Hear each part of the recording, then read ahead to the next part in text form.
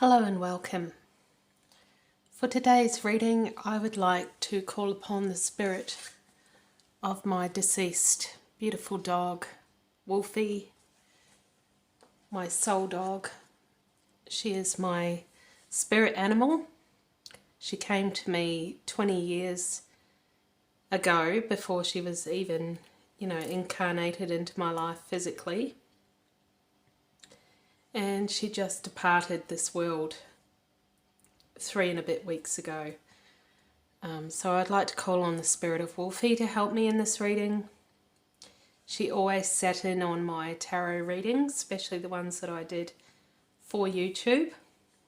I would also like to call upon my lifelong spirit guide, my number one spirit guide, Tristan, to help me in this reading, and also my guardian angel, Janie. He is my ethereal link to the divine. So I'd like to start with James Van Praag's Soul's Journey lesson cards. So I'm wanting a reading. This is a reading for the general collective, the human collective. I feel like we have a long way to go collectively. We are being pushed through an awakening at the moment. We're dissolving old patterns of beliefs and thought systems and structures that have kept us really limited, as opposed to our friends, the animals, the other species of the animal kingdom, because we are animals too. We're just one other species. We're no better.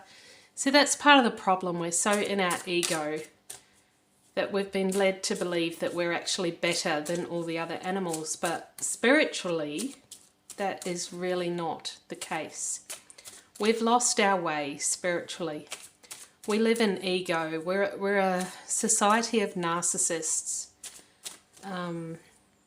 We've forgotten how to use our abilities. We rely on not only talking with our mouths and using language, but we also have to be like face to face with that person and get facial expressions and body languages and all sorts of cues from the environment and stuff as well to be able to put it all together, whereas animals don't communicate that way at all. Animals communicate primarily telepathically with each other, and believe it or not, they actually have to dumb it down for us. They know that we're not capable, like all the other animals, of picking up cues telepathically, and so they actually have to dumb it down and give us physical signs and symbols and verbal cues and bark when they want to be let out to go to the toilet, meow when they want to be fed. You know that meowing is something cats only do for humans. It's not even part of their vernacular. It's almost insulting. It's like they're really dumbing it down for us, because unlike all the other species in the animal kingdom, we've forgotten how to use our abilities, and that is because of religion telling us it's evil, media telling us it's wrong, peer pressure, mum and dad saying we don't talk of such things, we don't do that. Like, I remember as a kid, I would give premonitions every day that came true every single day. And yet I clearly remember my mother saying, "Oh, you've got a wild imagination, darling. It's all in your imagination." So how much evidence do you need, though? They came true every single day. How much evidence do you need? Yeah. It can be a lonely road when you are psychic, and that's why a lot of people end up blocking it out. I blocked it out, you know, as a teenager. I blocked out the majority of my capabilities because I didn't understand how to use it. Like, if I'd have had a mentor, if I'd have had someone that told me how to use it properly, I would have been okay with it. It's just that I was getting bits and pieces, but I couldn't put the whole picture together. And so it was just really frustrating, and so I blocked it out. So I want to ask my spirit guides, my spirit team, including Wolfie, what the human race can do to try to bring up the collective. You know, if you are listening to this reading, if you are watching, if you've already tuned in, then you already are open-minded and you're in the minority. You know, a lot of people, they think they're open-minded because they're into all sorts of sexuality. They've given themselves all sorts of labels and, you know, they dress a certain way and they think they're just it and the shit. But they are so closed-minded when it comes to the real stuff, when it comes to spirituality, when it comes to accepting what we are capable of as human beings. They don't even begin to understand it. They think it's like something you see on a TV show like Sabrina the Teenage Witch or Charmed or, you know, something like that. That it can't actually be something that everyone can do. You know, here's the thing. Psychicness, mediumship, clairvoyance, clairaudience, clairsentience, cognizance, all that sort of thing is not a gift. I want to say that again. It's not a gift. Everybody has it. You know, if you're born with eyes that see, then you have the ability to see. If you are born with hands, then you have the ability to feel. You know, if you have skin, then you have the ability to sense temperature changes. These are all normal things, and psychic abilities are actually part of that. It's just that we don't use them. It would be like if, you know, the church had said, we don't use our eyes because they're evil. And so everybody had to go around closing their eyes and wearing blindfolds. Then everyone would get used to that and it would be part of society. And, you know, a couple of people would walk around without a blindfold on and everyone would say, oh, that's just ridiculous. Look at them doing that. That's not even possible, you know, because it's not part of how things are done. So I'm just going to pull this card that did come flying out then, and we have empathy. I am open to seeing both sides of a situation. So this is a loaded card, isn't it? So empathy is the ability to feel another's situation. And how do you feel that? You feel that intuitively. So before my dog passed, you know, she had cancer and she had a terrible surgery, and I empathically felt all of her pain, like physical pain. I was in a lot of pain in those weeks leading up to her death. And, you know, empathy is a lot more than just sensing someone's sadness. You know, a lot of people put a limited thing on empathy of what it is. They try to shove it in a box. They say, you know, empathy is you have the ability to understand someone's sadness or understand someone's grief or, you know, something like that. But it's a lot more than that. Empathy is claircognizance. It's the ability to feel another person. And we can all do this. And do you know why that is? It's not because you're gifted. It's not because you're psychic. Every animal and every human has the ability to be empathic and feel what another person is feeling because we are all one. We are all connected. We are all the universe. We are just fragments of the one thing. We're fragments of the universe. And that is why we all have the ability to feel what another person or another animal or even another object, a tree, a plant, to feel what they are feeling. And not just, in your mind, but you can actually legitimately feel what they feel. And, this is a form of communication. And, it gives another clue in this card. I am open. I am open. And it is about that openness, that open-mindedness. And, a lot of society, like I say, they go around calling themselves this and that, and they think they're so hip and so cool, and, I'm really open-minded. No, sleeping with 3 partners at once and calling yourself he, she, him, they is not open-minded. Not to this point, I mean actually being open-minded and allowing the bigger picture in, understanding that we're all one, understanding that we're all connected to each other, we're all just different aspects of each other. This is why, when you learn this, when you truly learn this lesson, you begin to judge people less, because you understand that that person isn't a bad person, or that person isn't wrong, or that person isn't stupid or whatever. That person is you at a different time, or, on a different aspect if you'd have gone down that timeline. So, we're all just fragments of each other. We're all just, the same. We're all divine. And the other part on this card, it says both sides of a situation, seeing both sides of a situation. And I did say at the start of this reading that society has become narcissistic.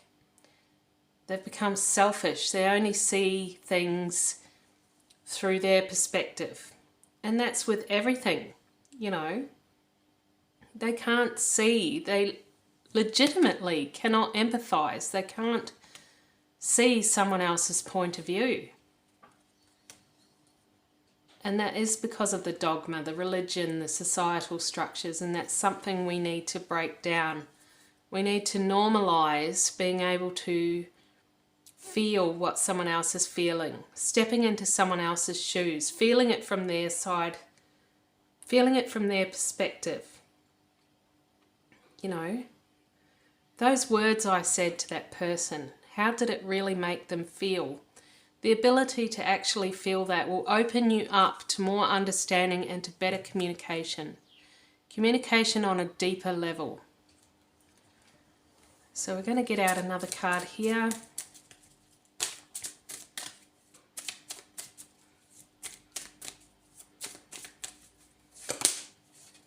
We have imagination. I embrace and nourish the creative aspect of my mind. And this is really where it begins. You have the logical side of your brain and you have the creative side of your brain. And the creative side of your brain, the one that's into music and arts and creativity and imagination, is actually the part of the brain that is responsible for empathy and intuition and clairvoyance and clairaudience and all that sort of thing. It's in the same part of your brain where the imagination is, and that's why some people can get confused, like when they're just beginning in being psychic, in that, they may get a message in their mind, but they'll second guess it, they'll doubt it, because they'll be like, oh, that was just my imagination. But the funny thing is, it feels exactly like your imagination. A lot of people that are clairaudient, meaning that they can hear clearly, they hear it in the voice that they always hear inside their head anyway. It's not like they're hearing a voice from the outside booming into them. They're actually hearing their own voice. And, you know, when they see premonitions, when they see clear vision, you know, when they see visions in their head, it's like your imagination. It's like that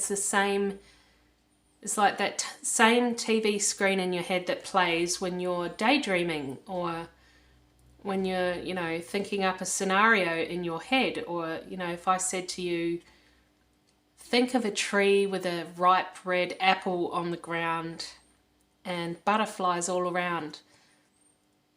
Most of you can picture that in your head. And so, you know, a lot of people will dismiss it if they get a vision in their head, and they'll say, oh, that was just my imagination. But this is what you have to understand, is that it comes from the exact same place as the imagination. The other thing is that being in that ability to be imaginative, to be creative, is what will put you in that same ability to be able to be psychic. So again, it's with that open-mindedness. It's allowing yourself to be playful. It's allowing yourself to be open-minded. It's, you know, practicing by daydreaming and visualizing stuff and listening for certain sounds, that you will develop your psychic abilities further. And so I feel this is what Spirit is telling me, my guides are telling me to tell you, is that in order to enhance your psychic abilities, you know, you need to enhance that part of your brain, that side of your brain that is not so logical.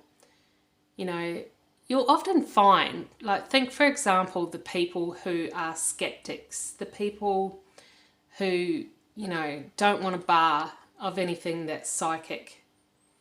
Who are they typically? Well, they're the ones that rely on, you know, the mechanical side of things, the logistical side of things, the mathematical side of things, the logical side of things. Because they use that logical side of their brain, they've forgotten how to use the creative side of their brain. You know, they will usually be quite stuffy people, very closed-minded about everything. And so this is a clue to you that in order to be open-minded, in order to connect and communicate on a much deeper level, then, you know, play around with your imagination. Be like a child. I always think of it like being in that childlike state of playing pretend, you know, make-believe. Because that's where it begins, you know. It's through make-believe, it's through imagination, it's through creation that we develop these gifts, that they become stronger.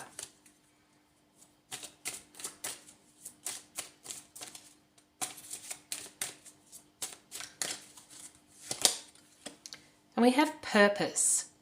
I know what I am here to do. Yeah. Why are we here? You know, we're one of many. One of, you know, 7.8 billion people. You know, we're here for just a short blip of time. You know, 80 to 90 years maximum.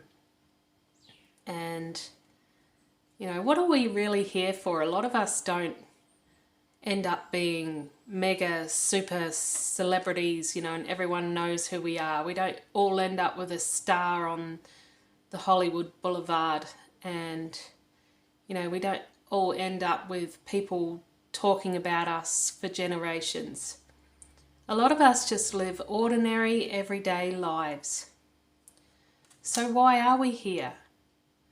Well, that goes back to what I said at the beginning. And that's that we are just one aspect of the whole. You know, not any one of us has one reason to be here that's more important than the other. You know, some people might get confused by that. Well, you know, are you saying that Einstein was not as important as, you know, the whole? That's right. Einstein was just one of many. He's no better than everyone else. His legacy is not greater than everyone else's. We are all part of the whole. We're all just different aspects, different fragments of the one being. And it's that one being that has the collective purpose. Our purpose is collective, and we need to stop separating ourselves from the whole. That's the entire problem with the human race, is that we live our lives feeling separate. And this is why people get depression and people become suicidal, and, you know, people grieve so heavily. It's because our society has made us feel so cut off from one another, so disconnected, so separate. But the truth, my dear friends, is that we are all the one.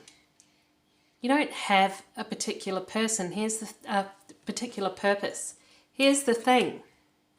You know, a lot of people say, what am I here for? You know, I must admit that I was grieving pretty heavily earlier today. It's only been, you know, just under 3.5 weeks since Wolfie passed. And I was saying those very words. You know, what am I even here for? Why am I here when all I ever do is lose the ones that I've loved? You know, what am I actually here for? You got to stop being in that narcissistic, selfish, tunnel vision view of just looking at me. You got to see both sides of the situation. You know, you got to see all sides of the situation, that you're just a fragment of the whole. No one person has one particular purpose. No one person can do this on their own. You know, a lot of people think that way. They think, oh, this person and that person, they had an amazing life. They really had a purpose for being here.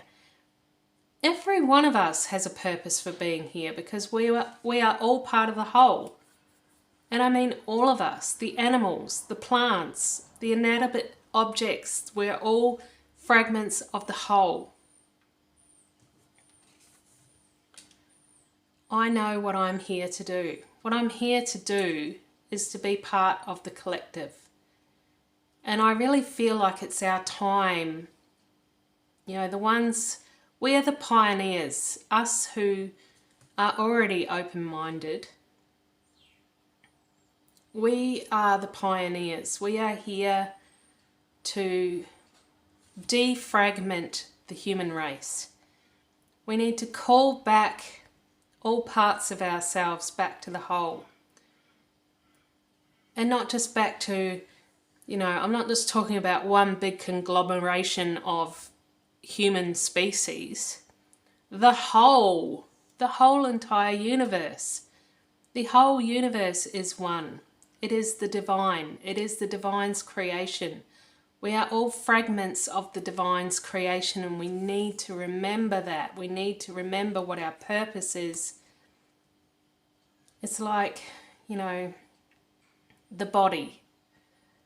The body is a system comprised of many other systems that all work together equally to keep stasis, you know, to keep the human being organism alive. And if any one thing in that human body stops working properly, then it affects everything else, doesn't it? You know, if your kidneys or your liver or your pancreas or whatever has a problem, then it affects the entire organism, doesn't it?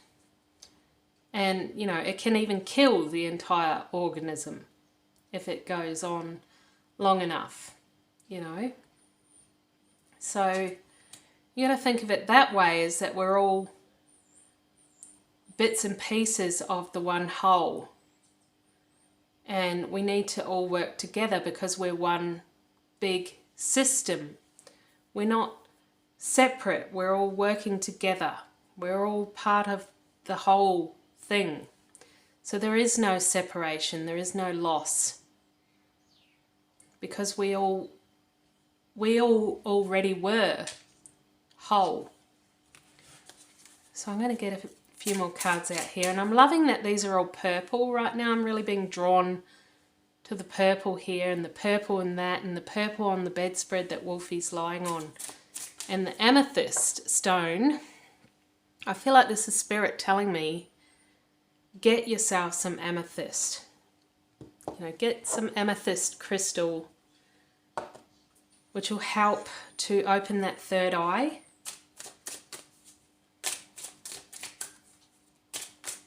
To help you see clearer the whole picture.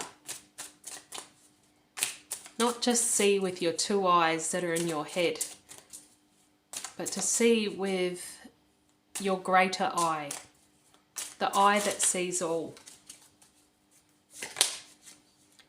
And we have comparison. And that's to go along with that empathy card.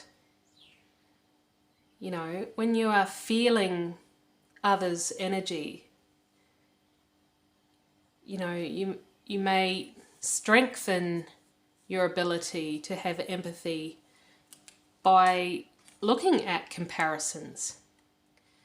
You know, when you have empathy for an animal that's sick, you may start to compare things that you feel during that claircognizance. So you might understand that that animal also feels pain just like you do. That that animal also feels sadness just like you do. That that animal has thoughts and feelings, has their own will, just like you do.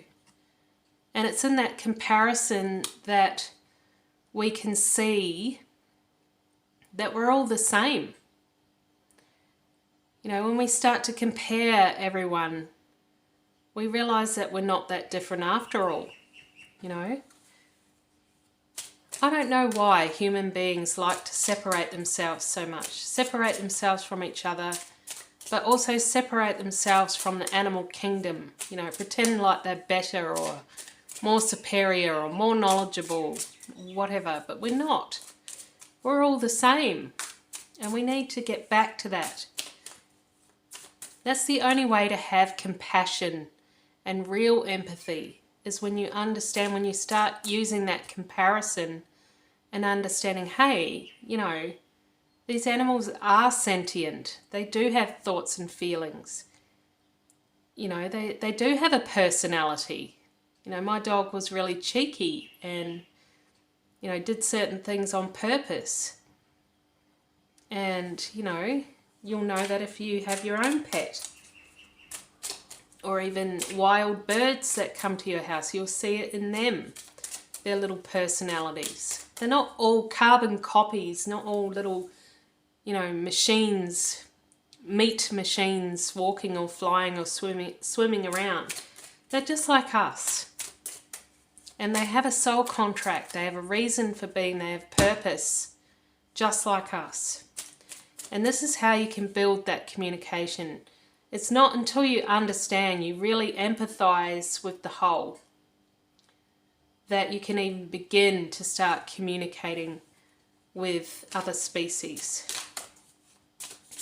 When you realize that we're not separate, that we're all the same, then you can start talking to them.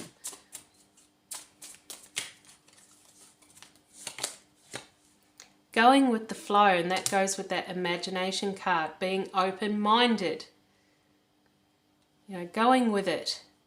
If you get that thought bubble in your head, if you get that voice in your head, if you get that vision in your head, if you get that intuitive hit, if you get that just knowing or that empathy, go with it. Don't doubt it. Don't block it out and say, oh, I'm being silly, or that was just my imagination, or, you know, my parents said that I shouldn't do that, or my minister, my priest said that I shouldn't do that, or the TV said that that was wrong, or that lady that did a psychic reading that I watched the other day said that that's bad. You need to follow your own intuition. You need to follow that voice that's in your own head. Go with the flow.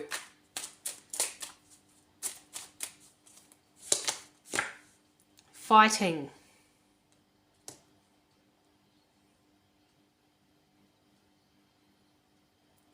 Yeah, I feel like the human race has lost its way terribly. And, you know, our guides, our angels, our spirit animals, and the animals in general are here trying to help us, trying to, you know, bring us back into that awareness that we are part of the whole. And we need to stop fighting against it. It's because of that narcissistic, selfish, tunnel vision view of we're better than everyone else. We're stronger than everyone else. We're more intelligent than everyone else. We're more this, we're more that. We deserve more. We're more moralistic. We're more this than that. What we're really doing is fighting against it. Fighting against what is natural. We're fighting against nature. Our nature. The nature of the divine, the whole aspect. So, yeah.